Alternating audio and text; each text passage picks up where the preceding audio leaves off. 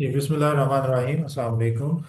Today is 3rd of November 25 and we are starting our today's lecture of CAFED Audit and Assurance Essentials. आज हम पढ़ेंगे जो कि screen पे भी अपीयर हो रहा है, आप लोगों ने ओपन भी किया हुआ है, ISA 200 Overall Objectives of the Independent Auditor and the Conduct of an Audit in accordance with International Standards on Auditing.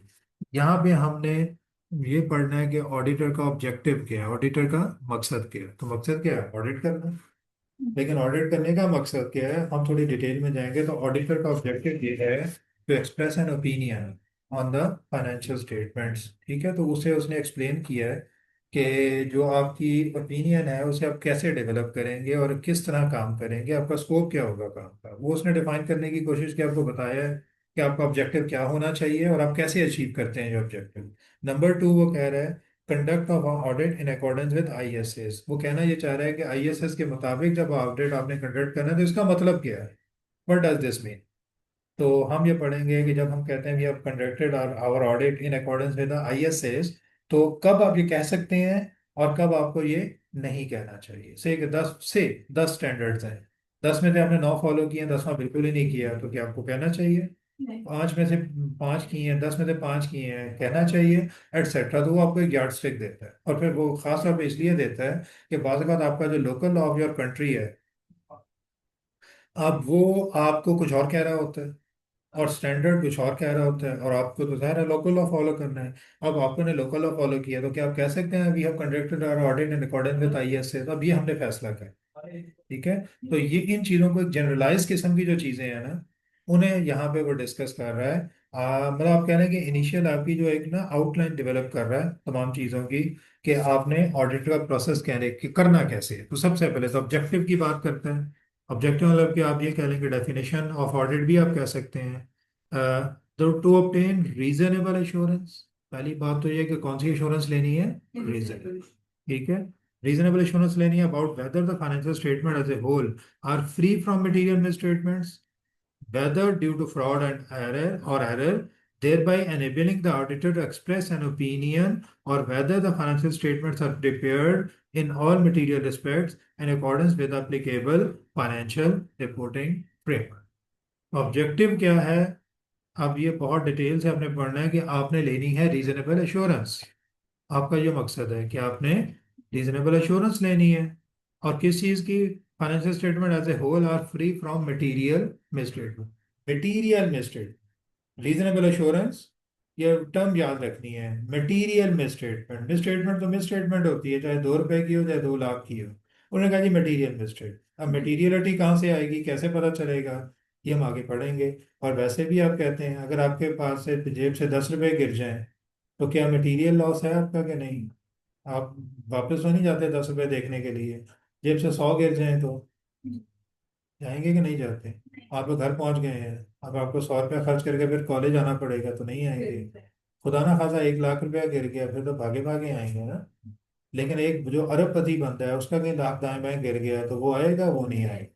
वो कहेगा मैंने तो 10 करोड़ की मेरी मीटिंग है, जहाँ से मैंने नया प्रोजेक्ट विन करना है, मैं लाख के लिए जाऊँ, चलो छोड़ो दफा दो। तो इसका मतलब मटीरियलिटी इज समथिंग वो जो बड़ी सब्जेक्टिव है, जो वेरी करती है पर्सन टू पर्सन। लेकिन फिर पर्सन टू पर्सन तो वेरी करती है, लेकिन बेसिक रूल तो कोई है ना, कि कैसा पता चले कि आपके लिए क्या चीज़ मटेरियल है या इमटेरियल है, मेरे लिए क्या मटेरियल है या इमटेरियल है। तो डिपेंड करता है अमाउंट पे और सर्कमस्टेंसेस पे कि हालात के हैं। बाज़ का चीज़ अमाउंट बहुत छोटी सी होती है लेकिन बेहद इंपॉर्टेंट होती है, क्योंकि अगर आपने वो काम ना किया तो किसी को जान के लाले पड़ सकते हैं। फॉर एग्जाम्पल, आप अल्लाह ना करे हमारा कोई वाकिफ है वो क्रिटिकल हो गया, उसे हॉस्पिटल लेके गए हैं, अब वहां उसे 1 लाख रुपए का इंजेक्शन लगना बेहद जरूरी है, तो क्या हम लाख रुपया बचाएंगे? कभी नहीं बचाएंगे। हम कहेंगे लगाओ, फौरन लगाओ। लेकिन हम मुझे जुकाम है और डॉक्टर कहता है भाई आपको 20,000 का इंजेक्शन भी अवेलेबल है, वो सारी जिंदगी आपको जुकाम नहीं होगा। लेकिन एक इंजेक्शन है जो सादा था 500 रुपए का, ये है कि हो जाएगा तो दोबारा भी जुकाम हो सकता है। तो मोस्ट प्रोबेबली मैं 20,000 वाला नहीं लगवाऊंगा। मैं कहूँगा बात की बात में देखी जाएगी कौन सा कोई बहुत सीरियस इशू है, मैं 500 में गुजारा कर लूंगा। तो सर्कमस्टेंसेज पे भी डिपेंड कर, सिर्फ अमाउंट पे डिपेंड नहीं कर। तो वो हम आगे जाके पढ़ेंगे। और सर्कमस्टांसेस आपके आपके अपने हैं, मेरे अपने हैं। तो यहाँ वो कह रहे हैं मटेरियल मिसस्टेटमेंट, और आगे मिसस्टेटमेंट को एक्सप्लेन भी कर रहा है कि मिसस्टेटमेंट में क्या कुछ आता है, फ्रॉड और एरर। यही वर्ड जगह जगह जगह जगह आपको मिलेगा। मिसस्टेटमेंट ड्यू टू फ्रॉड और एरर। फ्रॉड और एरर में बेसिक फर्क क्या है कि एरर अपनी मर्जी से नहीं की जाती, एरर हो जाती है, जबकि फ्रॉड इंटेंशनल होता है। और इसमें ज्यादा रिस्की चीज फ्रॉड है डेफिनेटली।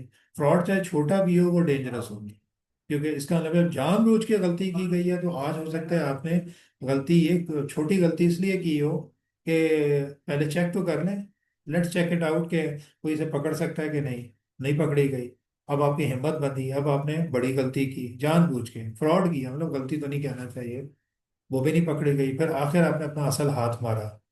तो ये आपका वो एक पूरा सिस्टम भी तो हो सकता है ना कि चेक करने का। तो फ्रॉड 2 रुपए का भी फ्रॉड ही है, और बहुत रिस्की है। फ्रॉड में अमाउंट मैटर नहीं कर रही ज्यादा, फ्रॉड में उसकी इंटेंशन मैटर कर रही है और फ्यूचर रिस्क मैटर कर रहा है कि अगर ये चीज, इस पे एक्शन ना लिया गया और इसे रोका ना गया तो फ्यूचर में ये बहुत बड़े लॉस में कन्वर्ट हो सकता है। जो कि एरर तो एरर, एरर में आप जानबूझ के नहीं कर रहे हो, 2 रुपए की भी हो सकती है, 2 लाख की भी हो सकती है। अगर 2 रुपए की एरर है तो उसे इग्नोर किया जा सकता है, लेकिन 2 लाख की एरर है तो एरर तो है।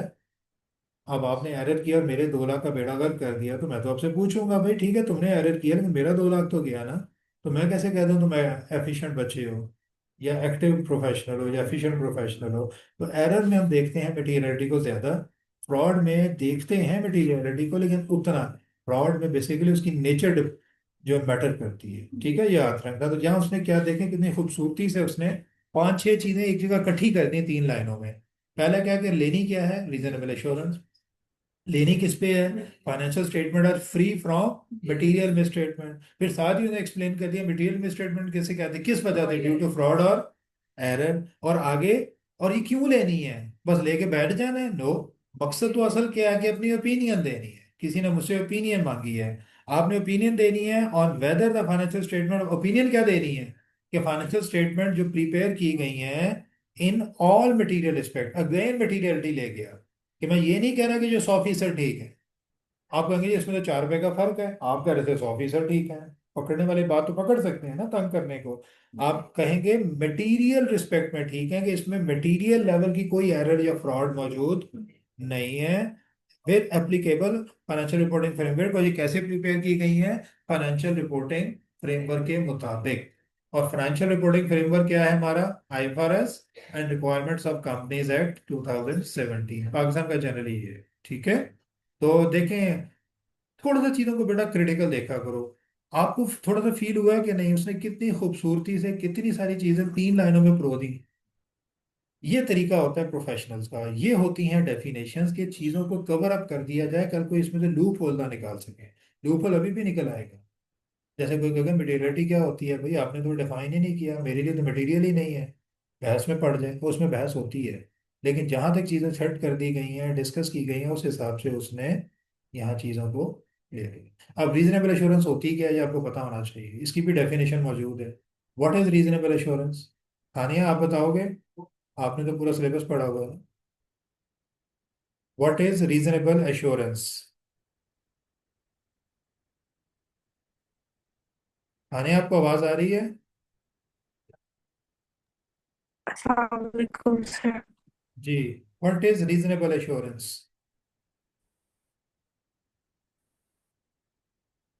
जी बच्चे, या हाँ कह दो या ना कह दो ना, नहीं आता तो ना कह दो।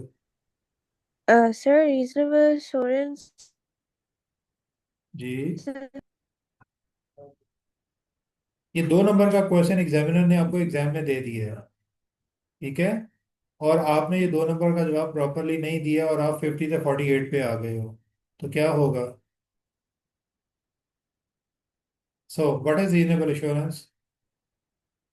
चले मैं बोल देता हूँ, टाइम वेस्ट नहीं करता। आपके ख्याल में रीजनेबल एश्योरेंस क्या है, आप बताएं, अंदाजा लगाएं, आपको स्टैंडर्ड सेटिंग क्या दी है। हाँ, मॉडरेट लेवल क्या होता है। पॉजिटिव फॉर्म में ओपिनियन देना।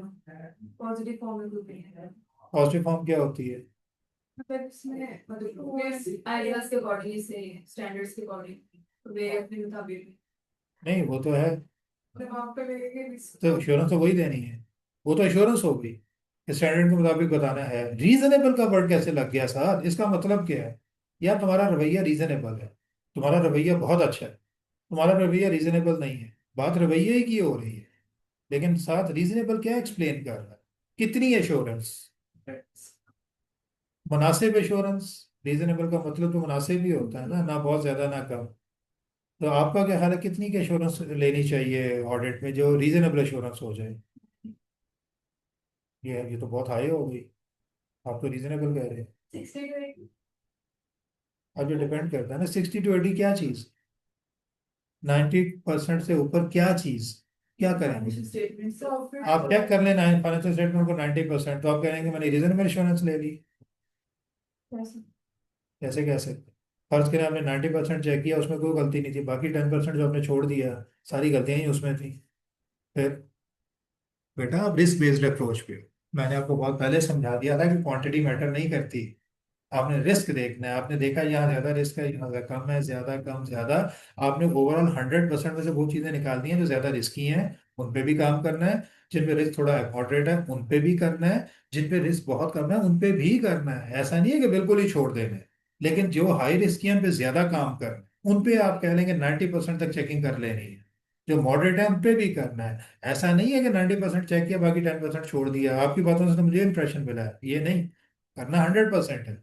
लेकिन इस तरह से कि हर जगह से इतना इतना एक दाना उठाया जाए, जैसे चावल कहते हैं ना, चावल की देख में से एक दाना जो होता है वो देख के बारे में बता देता है। तो वो दाना इस तरह से उठाया जाए कि पूरी देख का अंदाजा हो जाए। सैंपल सैंपल भी तो यूज होती है ना, वो तो हम आगे जाके पढ़ेंगे। सैंपल भी बहुत क्रिटिकल तरीके से लेनी है, अपनी मर्जी से सैंपल नहीं उठा लेनी। वो स्टैटिस्टिकल सैम्पलिंग जनरली कहा जाता है की जाए, नॉन स्टैटिस्टिकल ना की जाए। ठीक है, वो क्या होती है पता है कि नहीं? ये अब सारा हम डिस्कस करेंगे। मैं आपको बार बार कह रहा हूँ, किताब का गुलाम नहीं हो ना। मैं बहुत सी बातें बोलता चला जाऊंगा, किताब में भी लिखी होंगी, आप इन चीज़ों का थीम उठाना, उसकी बेसिक कॉन्सेप्ट उठाना कि मैं कहना क्या चाहूँ। अच्छा, रीजनेबल का मतलब होता है, बहुत ध्यान से कर ले, उसने एक्सप्लेन किया, हाई बट नॉट एब्सोल्यूट। हर चीज को एक्सप्लेन किया जाता है, high but not absolute. High जिसे हम कहते हैं मुनासिब नहीं है, कहने को रीजनेबल का वर्ड है हाई, ठीक ठाक अंडरस्टैंडिंग, तमाम रिस्की एरियाज को एड्रेस करना है।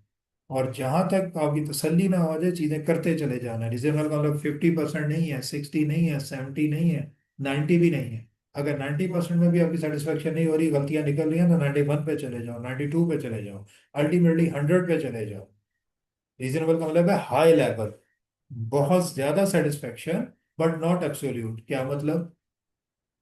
मतलब हर चीज सही नहीं हो सकती, कुछ ये चीजें हो ही नहीं और सकती। होता है कुछ बाय डिफॉल्ट इंसान की नेचर ऐसी है, दुनिया की तश्कील ऐसी है कि 100% चीजें कभी ठीक हो ही नहीं सकती। परफेक्शन दुनिया में है ही नहीं। ठीक है, या तो एब्सोल्यूट की तरफ जाने की जरूरत भी नहीं है और जा भी नहीं सकते। एब्सोल्यूट का मतलब है कि मैं ठप्पा लगा देता हूँ कि इसमें कोई गलती है ही नहीं, ये नहीं कह सकते। हाय कि मैंने बहुत कुछ चेक कर लिया, जहां तक मैं कर सकता था तसल्ली की, मेरे ख्याल में इसमें कोई गलती नहीं है। कोई गलती नहीं है या मटेरियल गलती नहीं है?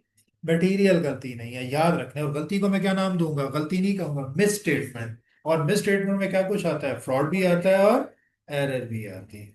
अब बात समझ आ रही है? हाई बट नॉट एब्सोल्यूट, इसे कहते हैं रीजनेबल एश्योरेंस। ठीक है। एक होती है लिमिटेड एश्योरेंस, वो भी वर्ड है, वो कहाँ ली जाती है? रिव्यू में। रिव्यू में रीजनेबल एश्योरेंस की जरूरत नहीं होती थोड़ी। अब उसका क्या, उसकी क्या डेफिनेशन है? लिमिटेड एश्योरेंस, महदूद सी एश्योरेंस, वो भी बिल्कुल महदूद नहीं। कितनी? जो आपने रीजनेबल के लिए वर्ड यूज किया था, क्या? मॉडल। मॉडरेट। लिमिटेड वो भी नहीं है, वो मॉडरेट है, मुनासिब है, बहुत हाई नहीं है लेकिन है वो भी मुनासिब। ये याद रखना है। जबकि ऑडिट में हाई है, कहने को रीजनेबल है बट इसकी डेफिनेशन क्या? High but not absolute. Absolution absolute होने की तरफ तो जाना नहीं है, लेकिन हाई जरूर होनी चाहिए। ठीक है। तो रीजनेबल एश्योरेंस ये इंपॉर्टेंट है, वो मैंने आपको एक्सप्लेन किया और ये याद रखना है। उसके बाद मटीरियलिटी का कॉन्सेप्ट मैंने आपको दे दिया। मटीरियलिटी का मतलब क्या? Information is material. इंफॉर्मेशन कब मटेरियल होती है? तो मैं किसी को चेंज कर सकती किसके? आपके या मेरे? हूँ। नहीं, ऑडिटर की। ऑडिटर के डिसीजन को क्यों चेंज करेगी? ऑडिटर ने तो ओपिनियन देनी है। वो तो मटेरियल है ना, इसके अलावा जानना है। बेसिकली आप ओपिनियन किसे दे रहे फाइनेंशियल स्टेटमेंट्स की क्वालिटी हैं? दे किसे क्वांटिटी रहे? शेयर। शेयर होल्डर्स को। तो जब आप किसी से बात कर रहे होते हैं तो उसके मुताबिक बात नहीं करते, अपनी पसंद के मुताबिक बात करते हैं, या जिससे बात कर रहे हो उसकी पसंद के मुताबिक कर, ये बताना चाहिए। आप अपने ऑडियंस के मुताबिक बात करते हैं, उसकी समझ बूझ के मुताबिक बात करते हैं। आप इंग्लिश बोलना शुरू कर देंगे बोची के सामने, उसे समझ आएगी? उससे तो पंजाबी में बात करेंगे, या पश्तो में करेंगे, या उर्दू में करेंगे, तो उसे समझ आएगी। वहाँ आप इंग्लिश बोलना शुरू कर दें, वो तो समझेगा ही कुछ नहीं। तो आप ऑडियंस के मुताबिक चलते हैं। लोगों के जो मजहबी एक रुझानात होते हैं, आप खाम का पंगा लेके अपना इम्पोज करने की कोशिश नहीं करते। या तो आप बात ही नहीं करते, या मॉडरेट सी बात करते हैं। अब उनसे इख्तलाफ भी होता है कि भाई तुम हाथ छोड़ के क्यों नमाज पढ़ते हो, या तुम अहले तशी हो, तुम ये क्यों करते हो सकता है आपका एक बिलीफ फर्क हो, लेकिन आप खाम खा की बहस नहीं करते। ठीक है ना? आप उनके मुताबिक बात करते हैं, या अल्लाह के हुक्म के मुताबिक। अल्लाह भी ये कहता है कि जो फजूल जो चीज़ें हैं जिनमें शुबह है, उन्हें छोड़ दो, और खाम खा लोगों को तंग ना करो, खाम खा की बहस ना करो। ठीक है? जहां को बेहतरी आने के चांस ना हो। एनी हाउ, तो मटीरियलिटी में आप यूजर को जहन में रखते हैं कि जिनके सामने ये फाइनेंशियल स्टेटमेंट जाएंगी, क्या अगर ये गलती उसमें चली गई तो उनका डिसीजन चेंज होगा कि नहीं होगा। अपना डिसीजन नहीं देखते, उनका डिसीजन देखते हैं। ये याद रखना है। समझ आ गई?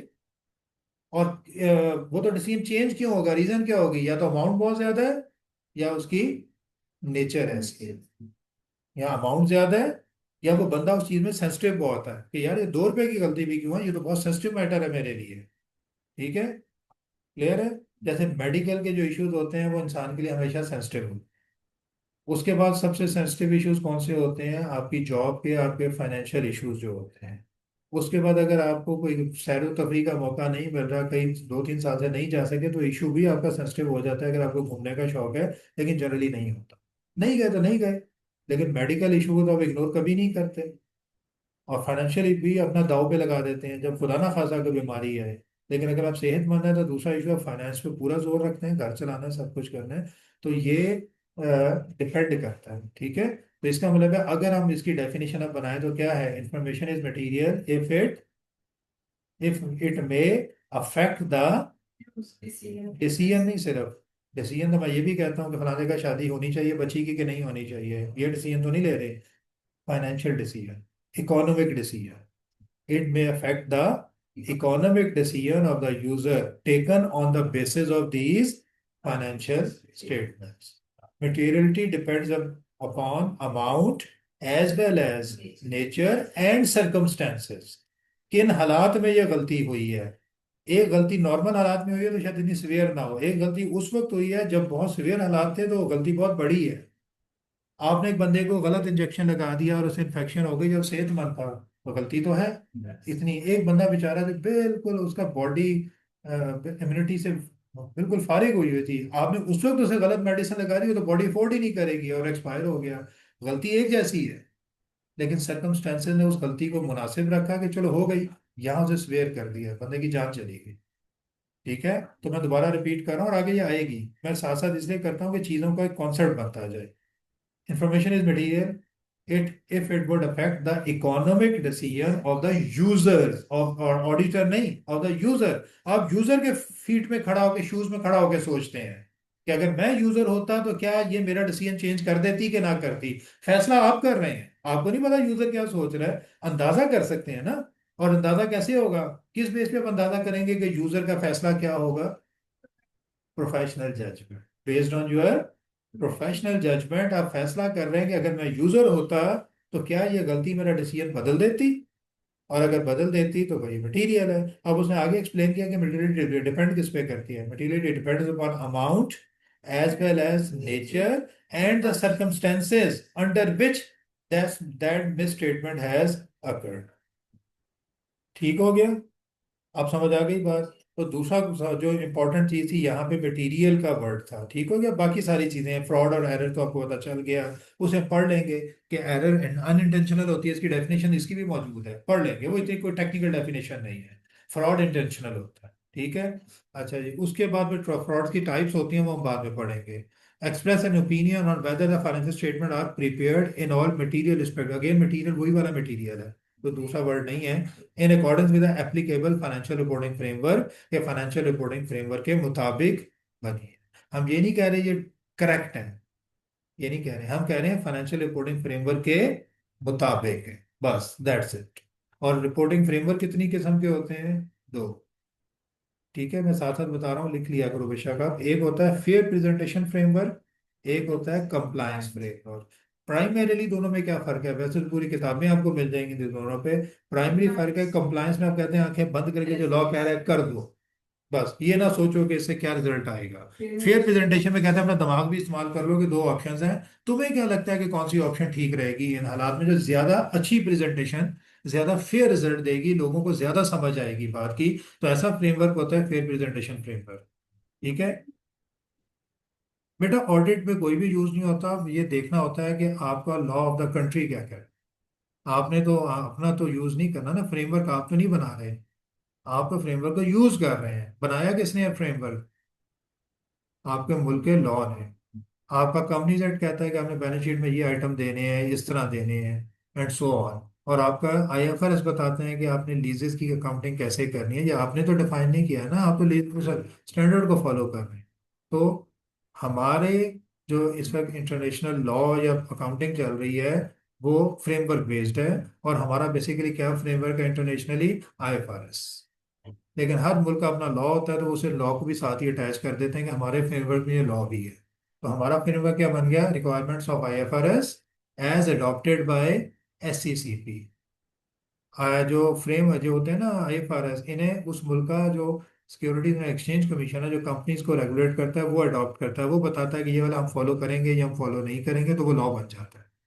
लेकिन आईएसएस को कौन अडॉप्ट करता है? आई, क्योंकि पाकिस्तान में ऑडिट से रेगुलेट किसी की रेगुलेटरी बॉडी फिलहाल कौन सी है? आई कैप। तो ये आई कैप नोटिफिकेशन देता है कि हमने फलां फलां आईएसएस फॉलो किए हैं, पाकिस्तान में ये अप्लाई कर किए जाने चाहिए। आईएफआरएस कौन करता है? एससीसी। तो दुनिया में बहुत से आईएफआरएस हैं, लेकिन कुछ ऐसे हैं जो अभी तक एससीसी ने अडॉप्ट नहीं किए, क्योंकि हमें ये लगता है कि पाकिस्तान में हमें इतनी ज़रूरत नहीं है, या ये इतने एडवांस हैं कि अभी हमें समझ नहीं आएगी हमारी इंडस्ट्री को इनकी, तो हमने नहीं फॉलो किए। हम 100% आईएफआरएस को फॉलो नहीं कर रहे अभी, ठीक है ना। कुछ ऐसे हैं जो अभी तक हमने अडॉप्ट नहीं किए हुए। तो या फाइनेंशियल रिपोर्टिंग फ्रेमवर्क दो तरह है, ठीक है, याद रखना है। अब आप कहेंगे कि हमारा फ्रेमवर्क है कौन सा, अब ये ना कहेंगे हम कौन सा यूज करते हैं। आपने जो हमें दे दिया गया है इसकी नेचर कौन सी है? कंप्लायंस है कि फेयर प्रेजेंटेशन? मैं आपको बता देता हूँ, कंपनीज एक्ट में वो कहता है, अलाउ कर देता है जनरली कि आपने आईएफआरएस को फॉलो करना है। इन्वेंट्री का जो आईएफआरएस है वो क्या कहता है? इन्वेंट्री का कॉस्टिंग कैसे होनी चाहिए? एनआरवी। लेकिन कॉस्ट कैसे कैलकुलेट होनी चाहिए? कॉस्ट किस बेस पे कैलकुलेट होनी चाहिए? जी। कॉस्ट टू ठीक। Sale sir. नहीं नहीं, कॉस्ट टू सेल तो और चीज़ है बेटा, मैं कह रहा हूँ जब इन्वेंट्री परचेज हुई तो कौन सी वैल्यू पे रिकॉर्ड होनी चाहिए? कॉस्ट पे। कॉस्ट में होनी चाहिए। कॉस्ट के अंदर क्या कुछ आएगा? Cost of purchase, cost of conversion, any other directly attributable expenses. याद आ रहा है कि नहीं? अकाउंटिंग यहाँ डायरेक्टली इन्वॉल्व हो जाएगी, याद रखें। अच्छा, एक inventory I, purchase I, cost of purchase conversion सब जमा कर कर आगे 2 करोड़ की, लिख ली 2 करोड़। एक और इन्वेंट्री आ गई, इसकी कभी अपनी कॉस्ट होगी 1 करोड़, 3 करोड़ हो गई। एक और इन्वेंट्री आ गई, इसकी कॉस्ट है 4, 7 करोड़ हो गई। अब इसके अंदर से कुछ इन्वेंट्री सेल होगी, कॉस्ट ऑफ सेल में क्या जाएगा? पहले 2 लाख आइटम आए थे, फिर लाख आए थे 3, फिर 3 आए थे 6, 6 लाख आइटम में से सिर्फ 50,000 आइटम सेल हो। इन 50,000 की कॉस्ट क्या करेंगे? सेल तो वहाँ चलेगी जितने पे भी, वो तो सेलिंग हो गई, सेल प्राइस होगी, आपने तो प्रॉफिट निकाल दें। तो ये जितने के बिके वो तो बिके, ये आपको कितने में पड़े थे, कैसे निकलेगा? आपके पास तीन तीन मुख्तलिफ परचेजेस पड़ी हुई हैं, और उनमें से एक 50,000 आइटम सेल हुआ। देखिए हम रिकॉर्डिंग में कौन सा कौन सा है? ये बात ना, मेथड नहीं कहना बेटा, कॉस्ट फार्मूला। यही तो आप ब्लंडर करते हैं एग्जाम में जाके, खास तौर पे ऑडिट में हम मेथड देखेंगे। वो कहेगा मैं तुम्हें तब पढ़ा पढ़ा के थक गया, तुम्हें अकाउंटिंग में पढ़ाया कि इसे कॉस्ट फार्मूला कहते हैं, फिर तुम मेथड कह रहे हो। ठीक है, ये चीजें बहुत मैटर कर जाती हैं। उसने अगर किसी चीज को कोई टर्म कोई नाम दिया है तो उसी नाम को यूज करें, थोड़ा एक्सपर्ट हो। कॉस्ट सिस्टम क्या होते हैं? कॉस्टिंग के सिस्टम और कॉस्टिंग के फार्मूला में क्या फर्क है? कॉस्ट फार्मूला क्या है, कॉस्ट सिस्टम क्या है? कौन से? याद रखना है, वो सिस्टम है कि आपने पूरे साल में हर परचेज के साथ साथ चीजें अपडेट करनी है, परचेज और सेल के साथ, या साल के एंड पे जाके एक बार करनी है, वो सिस्टम। और फार्मूला क्या है कि क्या आपने फाइफो यूज करना है या वेटेड एवरेज? क्या परपेचुअल में फाइफो और वेटेड एवरेज दोनों में से कोई सा यूज हो सकता है क्या? परपेचुअल के अलावा दूसरा कौन सा होता है? पीरियोडिक में भी दोनों यूज हो सकते हैं, हो सकते हैं। Cost formula is something different and cost system is something different. तो अब आप कौन सा कॉस्ट फार्मूला अलाउड है आपको एज पर IS2? कितने फार्मूले दिए हैं उसने, क्यों हानिया? सर तीन नियम कौन कौन से? एवरेज वेटेड एवरेज, फाइव और लाइफ। ये कभी गलती से भी ना लिख देना। लेकिन हम दो LIFO is not allowed, specifically वो कहता है कि लाइफो पहले किसी दौर में था, लेकिन बाद में स्टैंडर्ड चेंज हो गया था। LIFO is not allowed at all. हैं, तीन हम दो यूज करते हैं। तीसरा कौन सा? अब एग्जामिनर को भी ये बताओगे होते तीन है, बस मैं दो बताऊंगी, तीसरा तो मैं नहीं बताऊंगी जी। तीन नहीं है, और भी है। तीन नहीं है बल्कि चार है। IS2 को रिवाइज करना शुरू करो, आप तो करोगे, थोड़ा बहुत पढ़ो, ज्यादा नहीं, घबराना नहीं है कि मैं पूरी अकाउंटिंग पढ़ने को कह रहा हूँ, मोटी मोटी चीज बाकी मैं बताता जाऊंगा। मैं इसलिए कह रहा हूँ जो मैं बोल रहा हूँ ना, उसे कंसोलिडेट कर, उसमें अकाउंटिंग और ये वो हर चीज इकट्ठी होती चली जाएगी। FIFO, weighted average, specific identification, को याद आया कि नहीं, और एक रिटेल मेथड, ये चारों आपके IS2 में लिखे हैं और आपकी इंट्रोडक्शन टू अकाउंटिंग में भी मेंशन है। आइटम और FR1 में भी होंगे। स्पेसिफिक आइडेंटिफिकेशन होती है कि जो आइटम जितने का आया उसे अलग से आइडेंटिफाई करो, हर आइटम की कॉस्ट अपनी अपनी। जैसे कंस्ट्रक्शन इंडस्ट्री में आप 6 घर शुरू करते हैं तो आप वेटेड एवरेज नहीं करते, फाइफो नहीं करते, जो घर बिकेगा उसकी अपनी कॉस्ट आपने एक्यूमुलेट की हुई होती है कि ये मुझे 4 करोड़ में पड़ा है, ये वाला 3 में पड़ा है, ये 4.5 में पड़ा है, तो आप उसी हिसाब से कॉस्ट लगा के प्रॉफिट निकालते हैं। तो जहाँ बड़े यूनिट्स हैं उनकी बहुत ज्यादा कॉस्ट एक्यूमुलेशन है, वहाँ वेटेड एवरेज या फाइफो नहीं चलता, वहां चलता है स्पेसिफिक आइडेंटिफिकेशन। CMA पढ़ लिया कि नहीं? CMA पढ़ा है कि नहीं अब? पढ़ा है? उसमें वो पढ़ी है जॉब ऑर्डर कॉस्टिंग। तो job order costing specific identification ही तो है कि हर जॉब को अलग कॉस्ट एलोकेट करो, हर जॉब की अपनी मतलब फिक्स जो कॉस्ट है वो डिटर्मिनेबल हो। ठीक है, और दूसरी कॉस्टिंग कौन सी होती है? एक तो है जॉब ऑर्डर कॉस्टिंग, दूसरी कौन सी है? एक्टिविटीज वो तो तीसरी हो। एक दूसरी कौन सी है जो सबसे इंपॉर्टेंट है? Process costing. जी पढ़ी है कि नहीं? बल्कि ज्यादा तो है ही वो आपके सिलेबस में। प्रोसेस कॉस्टिंग क्या होती है? एक प्रोसेस चलता चला जा रहा है, आइटम बनते जा रहे हैं, उन पे कॉस्ट डलती जा रही है, आपको नहीं पता कि इस केजी पे कितनी कॉस्ट लगी है और इस पे कितनी लगी है। वहां फिर आपको कौन सा मेथड लगाना है? फाइफो या वेटेड? फाइफो या वेटेड? जनरली वहां पे लगता है वेटेड एवरेज, क्योंकि वो प्रोसेस चलता ही चला जा रहा है ना, रुक ही नहीं रहा। ये थोड़ा सा चीजों को रिलेट कर। ठीक है, तो आपके चार, तीन चार मेथड है। रिटेल मेथड कौन सा होता है? रिटेल रिटेल मेथड, इसका उसने हल्का सा जिक्र किया हुआ है ITOA में। रिटेल मेथड ये होता है कि जो आइटम छोटी अमाउंट के और बेशुमार होते हैं, थाउजेंड्स में होते हैं, मिलते जुलते होते हैं, उनमें से हर आइटम की अलग कॉस्ट निकालना या वेटेड आई या फाइफो पे जाना भी मुश्किल होता है। आप उनकी सेल्स प्राइस से वर्क बैक कर, कि फर्ज करिए कि सेल प्राइस बनती है 100 रुपया, तो इस पे तकरीबन सेल पे हमारी कितनी कॉस्ट आती है, इतनी। और इस तरह करते करते उसे वर्क बैक करके हमारा प्रॉफिट मार्जिन हम तकरीबन कितना लेते हैं? 20%। 20% का प्रॉफिट मार्जिन 100 रुपए पे है। ठीक है, तो 100 रुपए में 20% प्रॉफिट शामिल है। इसे वर्क बैक करके निकालते हैं कि तकरीबन फिर हमारी कॉस्ट कितनी है, अपना जो प्रॉफिट मार्जिन है उसे वर्क बैक करके उसकी एस्टिमेटेड सी कॉस्ट निकालते हैं। नहीं, एक नहीं, पूरी इन्वेंट्री के पूरी क्लास पे। जैसे लिपस्टिक्स हैं, एक लिपस्टिक पे तो नहीं निकालना है ना। आपके पास एक लिपस्टिक, आपको क्या लगता है कि ये जो बहुत बड़े मेगा स्टोर्स होते हैं इनपे जो लिपस्टिक्स पड़ी होती हैं, इनके पास कितनी होती होंगी स्टॉक में, या एक वक्त में कितनी खरीदते होंगे? हजारों खरीदते हो।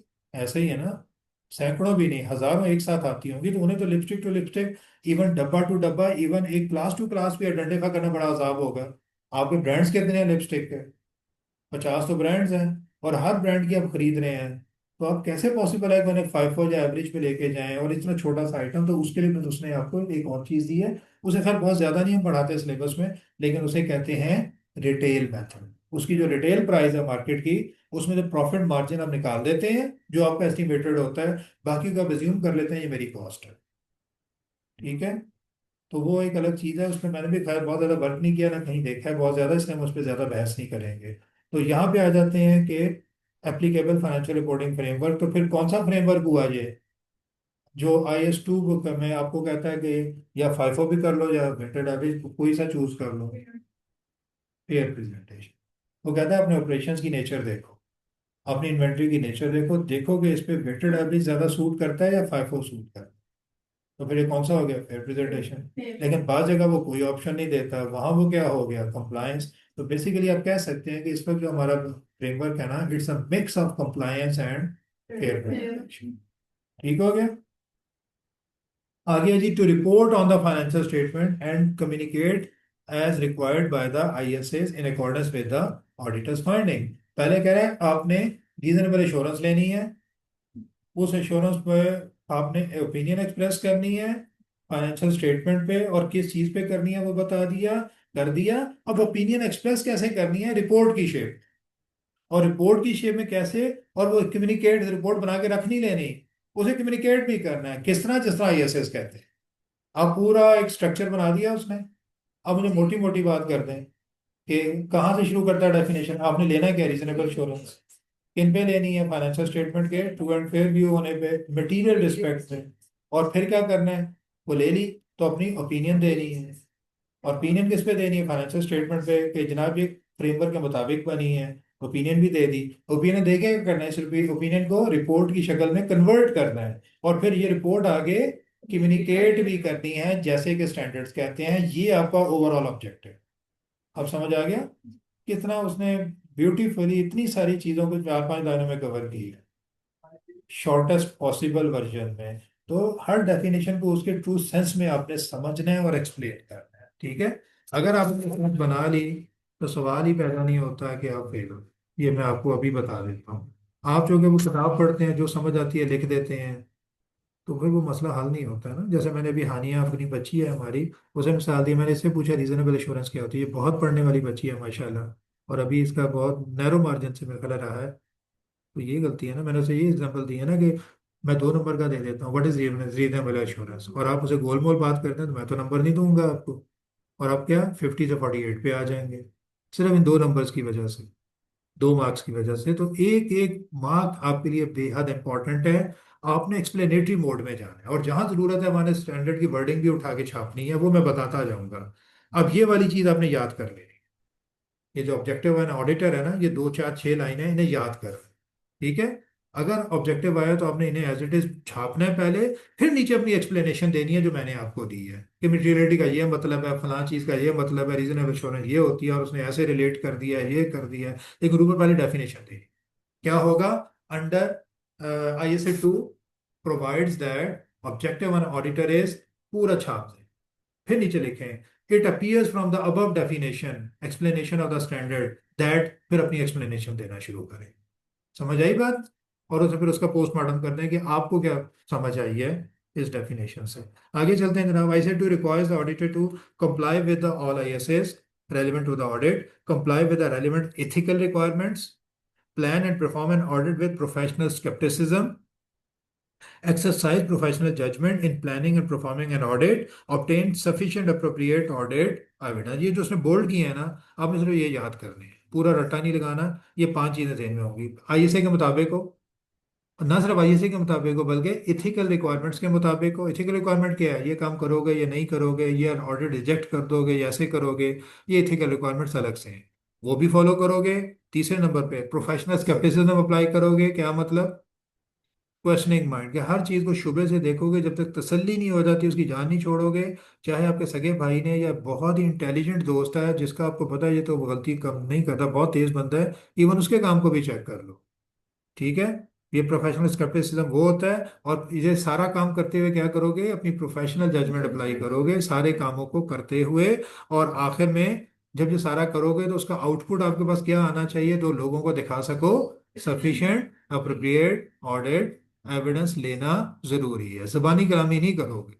कल कोई पूछ ले कि तुमने क्या किया था, कैसे किया था, ये चीज कैसे वेरीफाई की थी, सबूत हो तो सबूत होने चाहिए आपके पास। तो ये 5 चीजें आपने याद रखी। ठीक है? या इसे 200 कहते हैं। प्रोफेशनल स्केप्टिसिज्म ने नीचे पढ़ा है, an attitude that include the questioning mind etcetera, इसे पढ़ लीजिएगा। ठीक है ना? उसके बाद है एग्जांपल्स ऑफ प्रोफेशनल स्केप्टिसिज्म, इसे पढ़ लेना है आपने। नहीं समझ आती तो मैं डिस्कस कर लूंगा, लेकिन ये एग्जांपल्स हैं, ये आप खुद पढ़ के बस इन्हें समझ लोगे, इन्हें ना रट्टा लगाना है और ना इन्हें दोबारा बहुत ज़्यादा पढ़ने की ज़रूरत है। अल्टीमेटली मेरे ख्याल आप इंशाल्लाह खुद इस पोजीशन में होगे कि ऐसी 10 एग्जाम्पल आप खुद भी बना लोगे। आगे चलते हैं, advantages of maintaining professional scepticism. Advantages क्या हैं ये भी खुद से पढ़ के बस समझने हैं और कुछ नहीं करना। ओवरलुकिंग अनयूजुअल ट्रांजैक्शंस, ठीक है। क्या मतलब, maintaining professional scepticism throughout the audit is necessary to reduce the risk of, इस रिस्क को कम करना। ओवरलुकिंग अनयूजुअल ट्रांजैक्शंस क्या मतलब, इकोनॉमिक ट्रांजेक्शन्स नहीं करते, हम कोई इग्नोर नहीं करेंगे। कौन सी वाली। समझ जैसे इन्वेंट्री ली है हमने तो उसमें जैसे हमारी 1 लाख 2 लाख 3 लाख की जगह लेकिन बीच में एक कोई 10 लाख की आ गई फिर किसी अनयूजुअल और का बाद मतलब में है कि जो देखने में। रूटीन से हट के कोई ट्रांजैक्शन है तो वो इग्नोर नहीं होगी, आप फौरन देखेंगे यार ये इतनी ऊपर क्यों आ गई।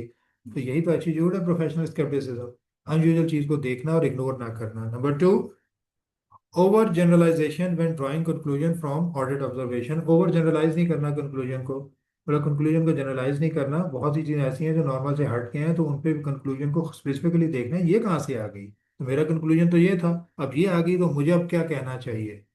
ठीक है। तो जनरलाइज नहीं कर देना कंक्लूजन को, ओवर जनरलाइज मतलब गैर जरूरी को जनरलाइज नहीं कर देना। Using inappropriate assumption in determining the nature timing and extent of audit procedure. Inappropriate assumption लेना nature timing and extent of audit procedures को अप्लाई करते हुए और इवेल्युएट करते हुए इन रिस्क से आपने बचने के लिए प्रोफेशनल स्केप्टिसिज्म अप्लाई करना है कि ये क्या हो रहा है। इन अप्रोप्रिएट एजम्पशन नहीं लेने, आपने देखना है कि मैं जो एजम्पशन ले रहा हूँ क्या इन हालात में मुनासिब है।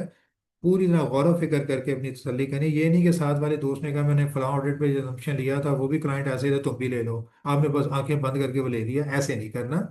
आपने इंडिपेंडेंटली सोचना है कि मैं एक अलग जगह बैठा हूँ तो यहाँ मुझे कोई थॉट प्रोसेस करना चाहिए, अपना थॉट प्रोसेस करना है इन शॉर्ट, ठीक है, और फैसला करना। क्लियर हो गया। अच्छा जी। उसके बाद ये 3 चीजें आपने याद करनी, ये उसने एडवांटेजेस में लिखा है, वो पूछ लेगा तो आपने यही 3 बताने हैं, जनरलाइज नहीं करना क्योंकि ये स्टैंडर्ड में लिखे हैं। कौन कौन से हैं, अनयूजुअल ट्रांजैक्शंस अगर याद रखने के लिए, नंबर 2 ओवर जनरलाइजेशन, एंड ये आपके बुलेट पॉइंट बन रहे हैं, नंबर 3 इनअप्रोप्रिएट assumptions, और आगे ब्रैकेट में ऑडिट प्रोसीजर्स। assumption किस सिलसिले में, ऑडिट प्रोसीजर के नेचर टाइमिंग एंड एक्सटेंट, ठीक है। अब यहाँ 2 चीजें आ गई हैं जो आगे यूज होंगी, लेकिन आपको मौके पे ही पूछना चाहिए सब मुझसे या खुद से कि ये चीजें आ गई इन्हें भी तो देख लो ना क्या मतलब है, ये कहाँ चीज बढ़ाता जा रहा है। सिंपली ऑडिट प्रोसीजर कह देता, ठीक है, ऑडिट एविडेंस कह देता, ठीक है। सफिशिएंट अप्रोप्रिएट का मतलब क्या है, अपने आप से सवाल किया करें, देखें जो चीज जरा सी भी दाएं बाएं हो जाए ना, अनयूजुअल हो जाए, अभी उसने क्या है प्रोफेशनल स्केप्टिसिज्म में क्या होता है, जरा सी अनयूजुअल चीज आए फौरन उसमें घुसेंगे ये कहां से आ गई, तो ये अनयूजुअल नहीं है।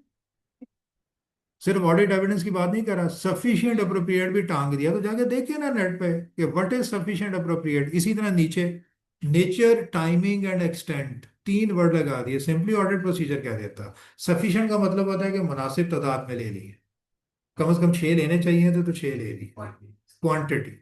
अप्रोप्रिएट का मतलब है ये क्वालिटी इसकी अच्छी होनी चाहिए, और क्वालिटी में फिर 2 चीजें आती हैं, रिलायबिलिटी और रेलिवेंस। ये आगे जाके हमने पढ़ना है, लेकिन आप यही सीख लेंगे तो आगे जाके आपको लगेगा ये तो मुझे पहले से आता है, आप बहुत तेजी से आगे बढ़ेंगे। तो चीजों को मौके पे ना वो nip the evil in the bud वाला चक्कर कर लें कि जो बुराई आपको तंग कर रही है उसे मौके पे ही दबा के उसे कवर कर लें, पूरी उस पर ग्रिप ले लें। तो क्वालिटी में क्या आता है, रिलायबिलिटी और रेलिवेंस। अब रिलायबिलिटी क्या बला कि ये जो मैं काम कर रहा हूँ ये उससे रेलिवेंट भी है, सवाल गंदम जवाब चना नहीं है, पूछ कुछ रहा हूँ जवाब कुछ आ रहा है। मैं कह रहा हूँ कि एसिड मौजूद थे, हाँ सर मैंने रिकॉर्ड देख लिया था, भाई तुमने रिकॉर्ड देखा था, मैं तो फिजिकल प्रेजेंस की बात कर रहा हूँ, तो मुझे ये बताओ कि तुमने विजिट किया था, आंखों से देखे कि नहीं, ये रेलिवेंस है, ठीक है ना। तो रेलिवेंट होना चाहिए और रिलायबल, कि रेलिवेंट तो है लेकिन जहां से मिला है कि वो पार्टी रिलायबल है कि नहीं, वो झूठा बंदा है जो सारी बात आपको बता रहा है, आप उस पर रिलाई कैसे कर सकते हो। तो क्वालिटी में है कि ना सिर्फ वो रेलिवेंट हो, उस चीज को एक्सप्लेन भी करता हो एविडेंस, बल्कि उस सोर्स से आया हो जो सोर्स भी रिलायबल, ठीक है। तो ये चीज हो गई सफिशिएंट और appropriate. Nature timing and extent, nature procedure लेना क्या है, फिजिकल वेरिफिकेशन करनी है, वॉचिंग करनी है, क्या करना है, ये इसकी नेचर है। टाइमिंग क्या है, किस वक्त करना है, हर काम हर वक्त करने वाला नहीं होता। फजर की नमाज कब पढ़नी है, सूरज निकलने से पहले पहले, सूरज निकल गया तो फजर की नमाज नहीं पढ़ सकते, उसकी एक टाइमिंग है नमाज की, ठीक है। तो प्रोसीजर की एक टाइमिंग है। आपने देखना है कि आपके ईयर एंड है 30 जून, आपकी बैलेंस शीट 30 जून को बननी है, 30 जून की फिगर्स के हिसाब से बननी है। आप फिजिकली देखना चाहते हैं कि मैं जाके कंफर्म कर लूं कि 30 जून को कितनी इन्वेंट्री पड़ी हुई थी इनके पास, फिजिकली कितनी पड़ी थी, तो कब जाएंगे? 30 जून को ही जाएंगे। और शाम 5 बजे उन्हें कहेंगे थोड़ी देर के लिए रुक जाए, मुझे इन्वेंट्री देखने दे। 30 जून को शाम 5 बजे आप पूरी इन्वेंट्री वेरीफाई करके रिपोर्ट बना देंगे। अगर आप 29 जून को जाके देखा है तो फिर वो तो फायदा ही नहीं है। अगले दिन फिर कुछ परचेजेस भी होनी है, सेल्स भी होनी है, 30 जून की फिगर तो बदल जाएगी। अगर आप थोड़ा लेट हो गए, 1 जुलाई को पहुंचे, फिर भी कोई फायदा नहीं, कुछ सेल परचेज हो चुकी होंगी। अब तो 1 जुलाई की फिगर आ गई है, आप फिजिकल वेरिफिकेशन तो नहीं कर सके। तो इन्वेंट्री की फिजिकल वेरिफिकेशन के लिए आपको एक मखसूस टाइम पे पहुंचना है, तो उस प्रोसीजर की टाइमिंग भी तो है फिर एक। और आगे में एक्सटेंड, किस हद तक करना है काम। उनकी इन्वेंट्री 50 जगह पड़ी है, क्या 50 लोकेशन देखनी है? या 50 में से 25 लोकेशन, 30 लोकेशन देख लें, अगर सारी ठीक है तो फिर बाकी 20 को हम एज्यूम कर लेते हैं कि चलो वो ठीक ही होंगी। इनका सिस्टम बहुत स्ट्रांग है, इंटरनल कंट्रोल सिस्टम स्ट्रांग है, गलती नहीं हो रही। तो क्या 50 लोकेशन पे 50 टीमें भेजनी है, या कौन कौन सी लोकेशन पे टीम भेजनी है, किस हद तक काम करना है, क्या करना है, किस वक्त करना है, और किस हद तक करना है, ये चीज जगह जगह आएगी। नेचर, जब भी आप ऑडिट प्रोसीजर की बात करेंगे तो अब ये वर्ड आएगा, nature, timing and extent of audit procedure you have to decide during planning, during execution and even during review, कि मैंने क्या नेचर रखी, क्या टाइमिंग रखी, क्या मुझे मजीद काम तो नहीं करने चाहिए। और जब भी ऑडिट एविडेंस की बात आएगी तो हमेशा साथ वर्ड आएगा, सफिशिएंट, अप्रोप्रिएट। ये अपनी आदत बना लें। ऑडिट एविडेंस के साथ हमेशा आपको वर्ड लगा देना चाहिए जनरली सफिशिएंट, अप्रोप्रिएट। और ऑडिट प्रोसीजर के साथ हमेशा वर्ड लगा दें nature, timing and extent of audit procedure. ठीक है, वी शैल डिसाइड।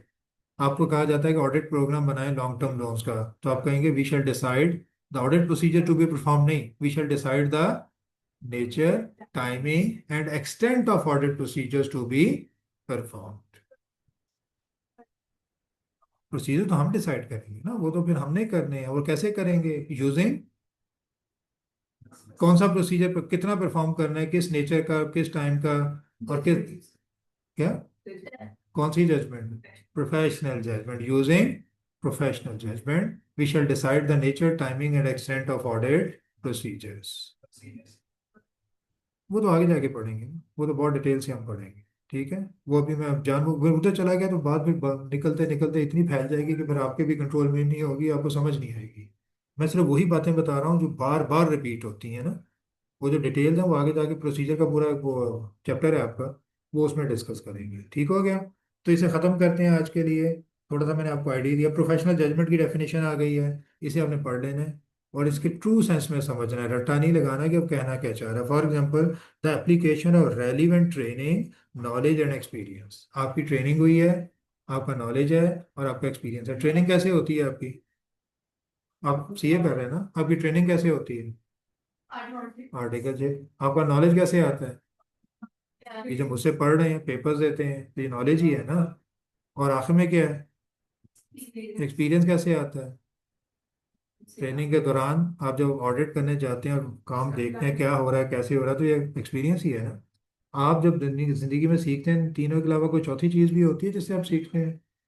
आपकी ट्रेनिंग से आप सीखते हैं, आप नॉलेज से सीखते हैं, और आप एक्सपीरियंस से सीखते हैं। और कोई चौथी चीज़ है? कोई ऐसी चीज़ जो इसके अलावा चौथी भी चाहिए हो आपको जिंदगी में नई चीज़ें सीखने के लिए या एक्सपर्ट होने के लिए?